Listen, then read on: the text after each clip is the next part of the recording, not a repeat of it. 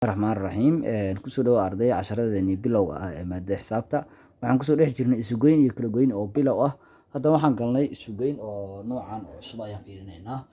waa iyadoo loo qoro qaab oo joog utaxa iyadoo loo qoro oo 3 nambar ka kooban sidee la isugu daraa laba joog kale laba jiifar kaliya ma 3 jiifar laga dhigi karaa marka qaabka la isugu daraa marka tusaale labadana tusaale ka baxa kadibna exercise ka sida laga rabo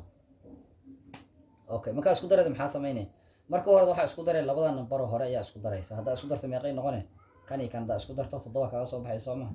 7 waxa ku sii daray 6 hadana ay isku dar marka 2 5 ku dar waa 7 7 6 ku sii dar waa 13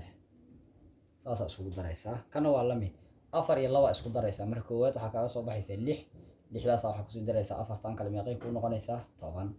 hadda rabto waxa dhigi kartaa labadan isku dari kartaa waxa dhigi kartaa 2 6 ku dar waa 8 8 ku dar 13 daarto waxa dhigi kartaa 4 4 ku dar waa 8 2 ku sii dar waa 10 dhigi kartaa dhinaca arta ka bilaabi kartaa muhiimadu waa inaad isku darto bas qaabkaas ayaa la isugu daraa kuwan kale laga rabaa marka 4 3 ku dar 7 hal ku dar 8 7 2 ku dar waa 9 9 5 ku dar waa 10 iyo 4 qaabkaas ayaad uga shaqeynaysaa okay layligaas adiga ayaa laga rabaa inaad soo xalin rajiyaha assalaamu calaykum